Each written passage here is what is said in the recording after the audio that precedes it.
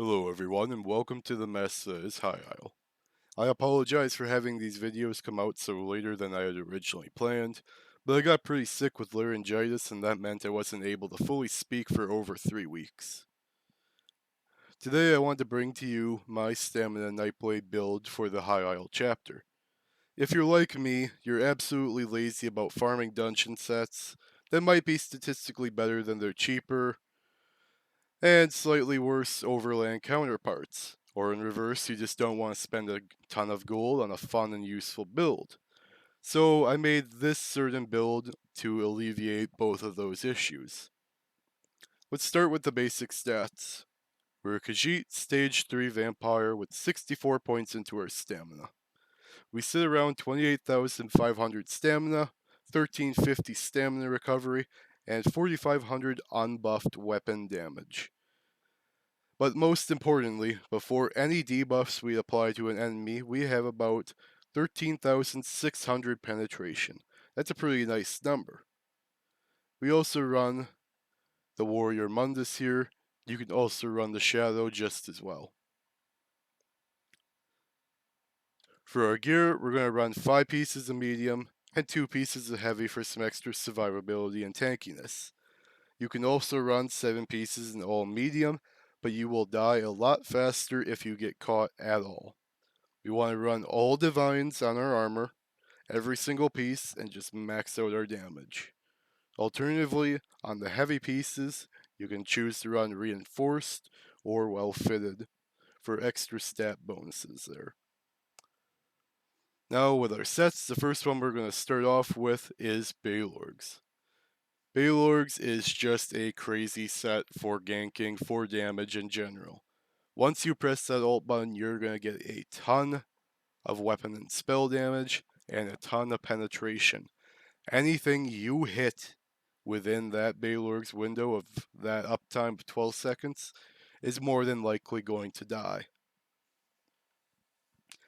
A second option here is you can also run Selines. You will get 1 line of max stamina, and you'll get a proc that does a good amount of damage after a small delay.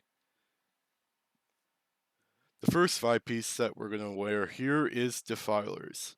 Defilers is a medium overland set you can get in the Vardenville zone, which is part of the Morrowind chapter. This here gives us 1 line of weapon and spell damage, 2 lines of crit chance, and most importantly that proc there. Once you do crit damage, you're going to summon the Hunger. It's going to do a decent amount of damage to your enemy, but most importantly, it is going to stun them for 5 seconds. That is a massive stun when you're in PvP.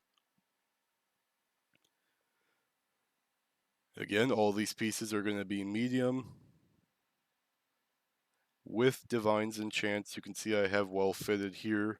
You can just go ahead and change that to Divines or put that well fitted onto your heavy shoulder up there. Then our second set here that we're going to run 5 pieces of is Spriggans. Spriggans is 2 lines of max stam, a line of weapon damage, and a huge 3,300 offensive penetration. That is a huge number. It's going to help take down those tanky targets easier for you. And on our jewelry here, we're going to run 3 infused all weapon damage, maximum amount of damage possible. Then for our damage bar here with Spriggans, we want to run a Maul with Sharpened. With that Berserker enchant, makes sure that you have the most possible outputting of damage. Then we also run the Master's Perfected Bow. You don't need this bow specifically, you can run the normal version.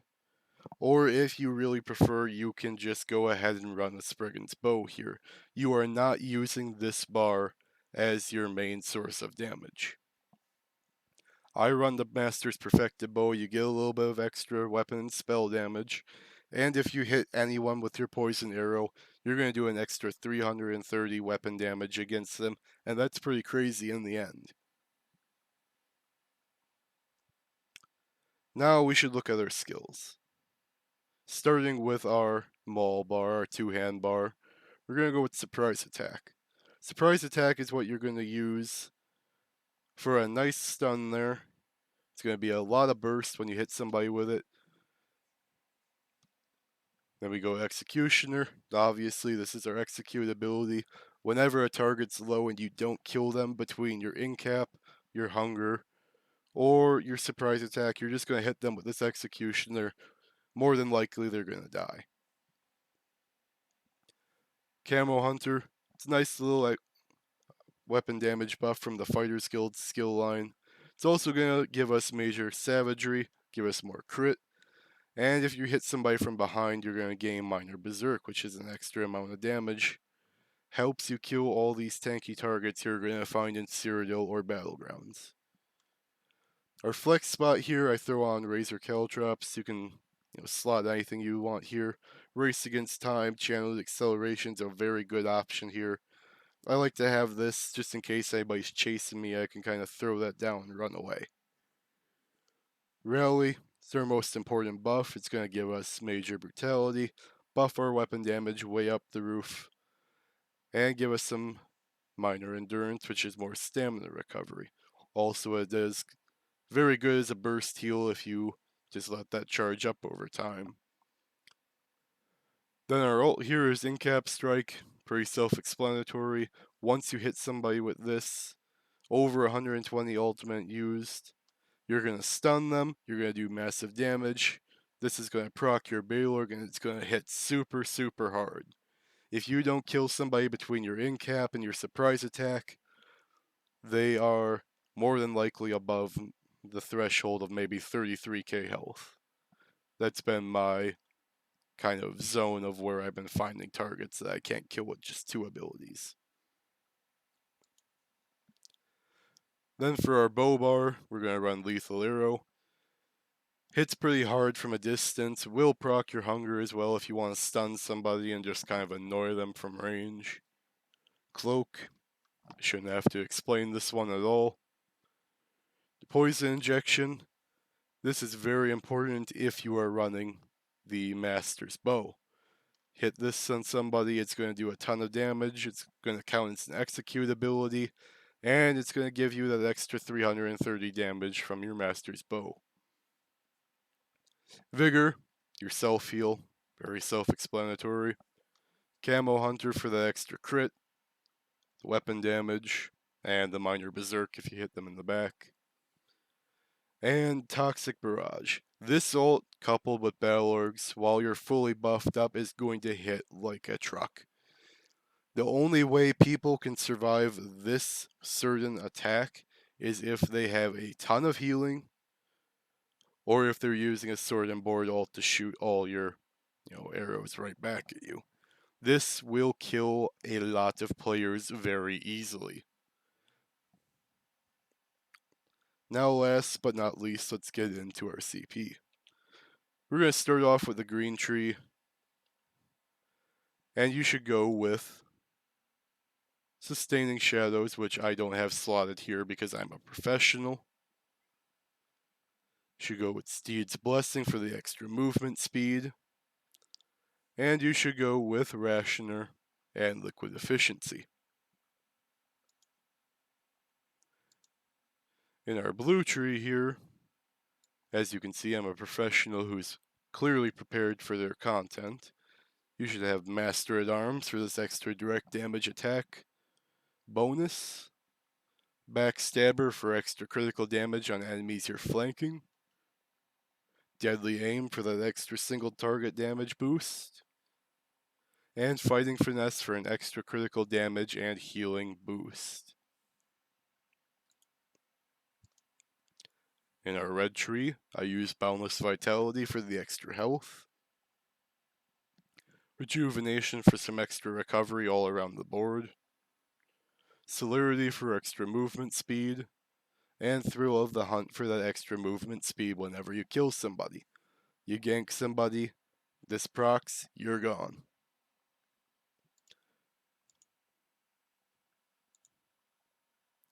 This is the Stamina Nightblade that I've been playing with in the past few weeks in Cyrodiil. It's very easy to set up. It's very easy to acquire the sets. Cheap if you really want to buy them. and I've been finding it very effective when I actually hop in PvP and play with this build. Now I found a lot of success playing a discount ganker, and I'm pretty happy with it. I do also have the Oaken Soul Ring. If you do want to try that here, you can slot that and take away one piece of your Balorgs, preferably the shoulder, and just swap in a Spriggan's shoulder there. But I am not using it on this specific build right now. I am still looking at builds I can do with the Oaken Soul Ring. I am in the playtest phase for a few of them, including one on our Stamina Nightblade here. Otherwise, I hope you enjoyed this build video. I hope that if you use this, it brings you about a great amount of fun, success out there on the battlefield. Please leave a like, subscribe if you want to see any more of my content, and as always, please leave a comment. I try to respond to just about everyone with build advice, tips and tricks, even just your thoughts, opinions on the game, my builds, channel. I hope to see you again next time. Have a good one.